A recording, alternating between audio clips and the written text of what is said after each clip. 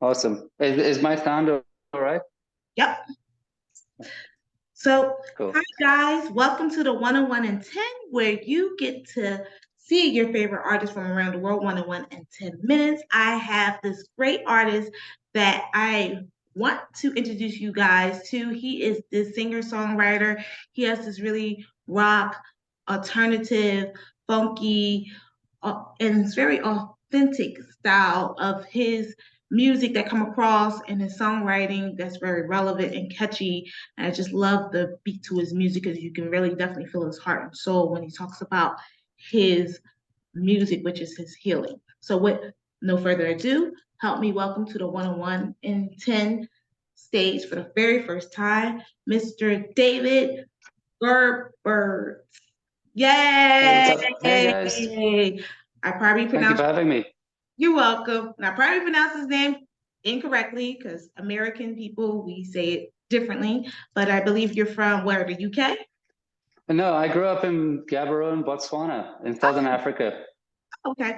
So he's from Africa. You know what? I always get South African people accents confused with British and with Australia. Y'all sound like to me. So Yeah, I don't know the difference, but I have a colleague of mine who's from England and she can tell the difference between all three of the accents. So yeah, it's definitely a thing in America. When I meet a lot of people here, they straight away will guess Australia, and right after that they guess England, and then somewhere in Europe, they never quite think South Africa. no, they never do. And you know what? To be honest with you, before we get started with the show, my I had quite a few people that I know of that's been to South Africa before. So they said that, the accents are similar, but it's very different.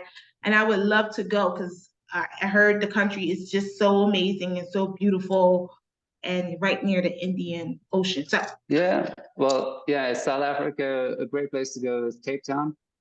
That's probably where you find your most international city. But they also have the two different oceans, so you have the cold side and the warm side.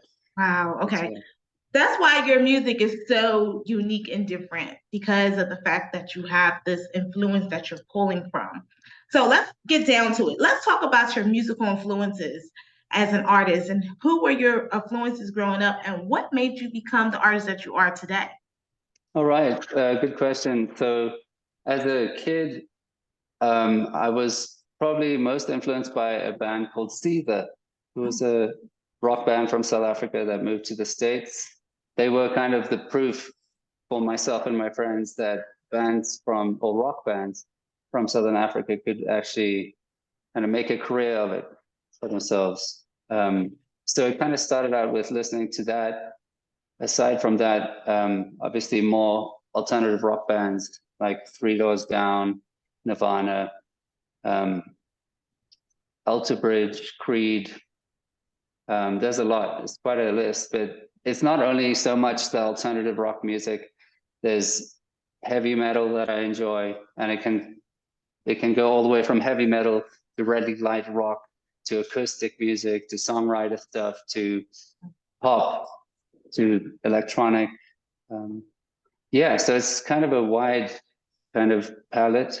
It's I think when you grow up in Africa, you aren't very exposed to rock music, so you kind of get to appreciate, the different sound that you hear on radio or Mhm. that your friends are playing. Wow. Okay. I've heard about that too. Like certain parts in Africa, you don't really get the full exposure to the music culture and the history that goes with the culture as well. Like for like Americans, we kind of take it for granted because we're the birthplace of mostly all popular culture music has started, whether it's blues, rock, gospel, R&B, jazz, hip hop, and so Yeah, forth. And when you come from smaller, well, Africa is very big, but just when you come from smaller, maybe countries, you may not get those influences and be able to have that exposure as well. But it seemed like you were able to actually take the exposure that you have had and created your own sound, and that's what makes your band this really incredible band, ladies and gentlemen. So let's get right into it. How did you get like as an artist, and you're not having as much exposure as other bands that you know of? but you still have some influences because you were able to take the stuff that you have learned as an artist and to become the artist that you are today. How have your challenges as an independent artist has made you into the person that you are today? Is there anything that you can tell the beautiful fans out there about your challenges as an artist and how those challenges has motivated you to become who you are today? I think where it comes down to the most important thing with music, it's not, and it's a journey that you have within yourself, or um, it's not, there's not a goal in mind exactly. It's not like you're trying to become super famous.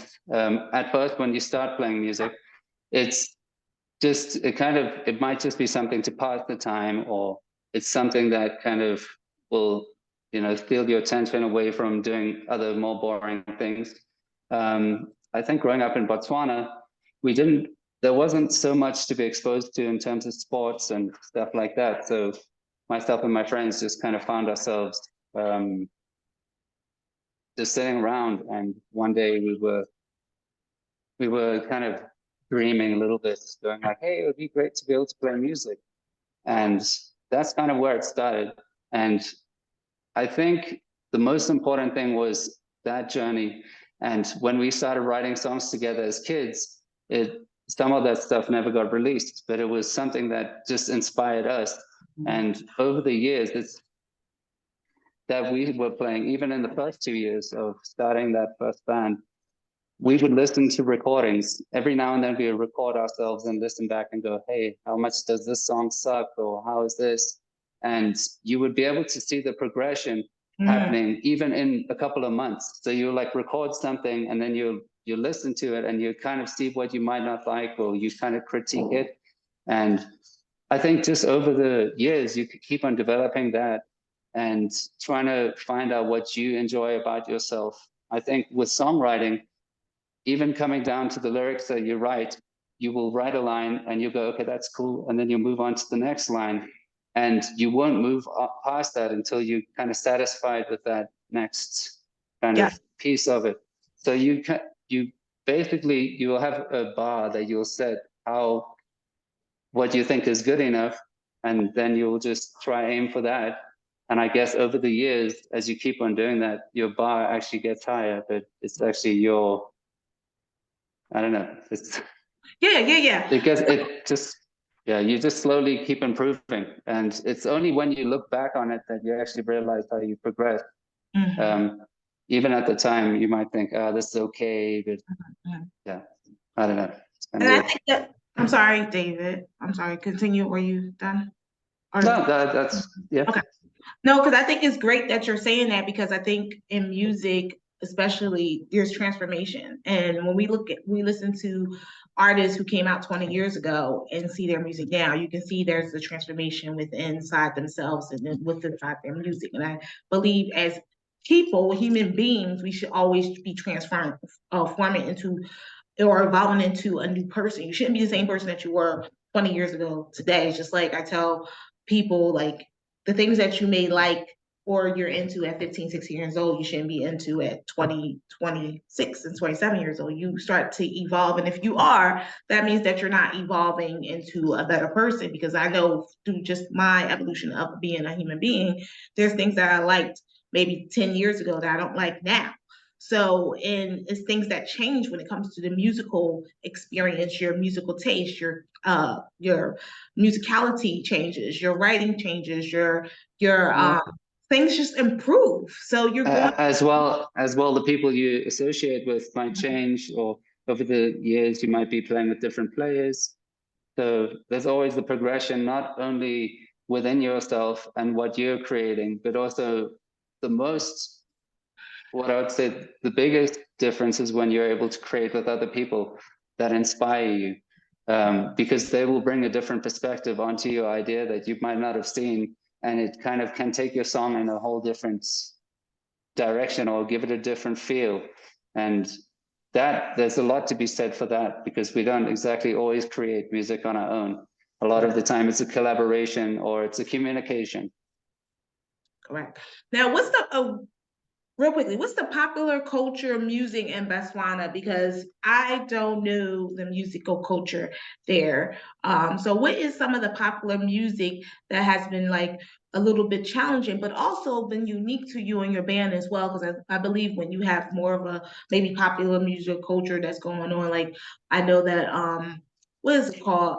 I think it's called Africana music. It's like the house music scene, like in South Africa. That's really Yeah, unique. So, what's the most popular music in your country, and how has just being this? I think you guys are very authentic when it comes to your artistry. How has that been all somewhat a success for you guys as well?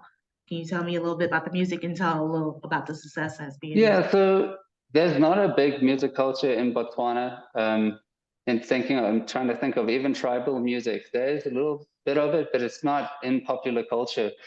What you'd actually find in Southern Africa is that a lot of American music is actually found getting listened to by a lot of people, but there's also hip hop is really big. Um, you have Kwaito music.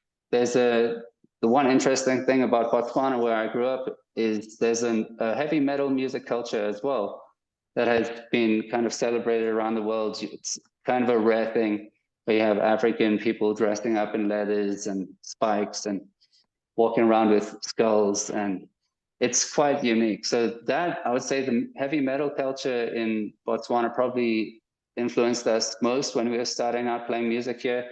We'd go and play gigs when we were even still teenagers in local bars, and it would be metal people, and it was pretty crazy. A lot of drinking by the crowd, but that was really fun. So growing up, we had a band called Used to Be Cyrus, and yeah, we just used to connect with the local heavy rock bands and play gigs. So I'd say that was kind of our introduction into the Botswana music culture, was mostly with heavy metal. I'm excited. That sounds very exuberating to hear and also visualize as you talk about your experience, but also have these opportunities to somewhat be noticed because of the authenticity that came from, you know, the heavy metal community that kind of elevated your group to where it is now. So that's amazing.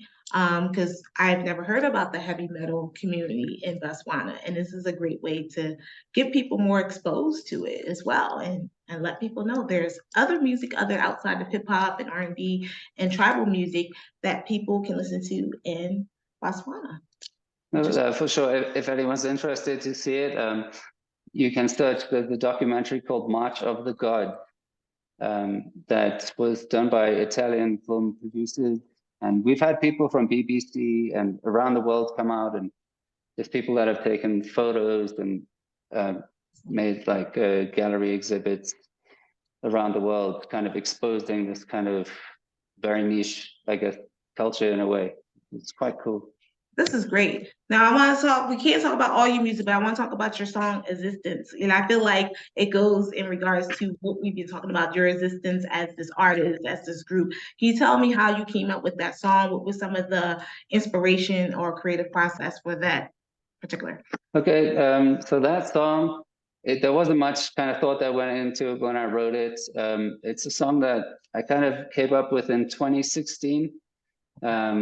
And I kind of recorded the idea, and I just showed it to a couple of friends, and they were like, "Oh, that's all right, not too bad." And I wanted to actually combine that song. I wanted to make it a secret track for my alternative rock band named South of Nine. It was going to be a secret track on this album, and that band, when I moved to the States in 2019, we didn't release that album, or we stopped working on it, and that song was just sitting on a hard drive for a couple of years. And recently, last year, when we went to Burning Man for the first time, I thought this is a great opportunity to film a video. And I thought about what song should I stick on this, video, to something that is easy to film and kind of mime along, I guess. And Existence was the first one that popped up because it kind of had references to what was kind of going on, maybe at Burning Man. The song is pretty much about, it's a reminder to myself to be positive, even in when the good times can be fleeting. You have to kind of look for the good in things, even if they aren't always going to be around. It's like appreciating what we have now, because it's going to go away. It's pretty much the short of it. I love it. And it's good to have an attitude of gratitude. And I think it's more challenging to be thankful and have gratitude when you're going through a struggle. But I think that's a part of the test as well. So if you pass your test, then you're going to be able to get to that next level. I always tell people that. So yeah.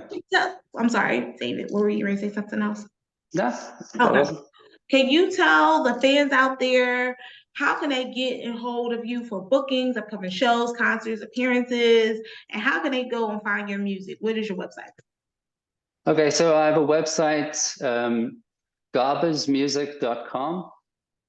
You can find all of my music on there and the links to all my videos. I would say go there, but other than that, you can check Twitter. I tell a lot of really good jokes, bad jokes on Twitter. I'm testing out my future comedy. No, I'm kidding. I'm never going to be a comedian. But so I've got my Twitter, David Garbers. Other than that, Instagram, David Garbers. Check me on Facebook. Yeah, I recently started a TikTok, so maybe one day I'll be TikTok kind of crazy. But we're still learning the ropes, and that's been a fun experience so far. But other than that, just check out the website. That's the place to go to. And we definitely are going to check out your website right now. So fans, ladies and gentlemen, make sure you go to the Garbers Music website, which is going to be posted right underneath this video. So you can go to their website, follow their social media channels, and make sure you say hi to them, subscribe to their channels, and say you love this interview as well. So thank you, Mr. David Garbers, for being on. Thank you so much, Ayasha. What a great conversation. It was great to chat to you. Oh, thank you. And I really enjoyed and learned so much about your musical influences, your talent, and also about your country as well. So shout out to Botswana. So guys, yeah. So thank you guys for watching the 101 in 10, where you get to see your favorite artists from around the world 101 in 10 minutes. Make sure you check out the next episode. You never know what city and town or country we'll be going to next. Stay tuned, continue to be positive, and I look forward to seeing you next time. Bye.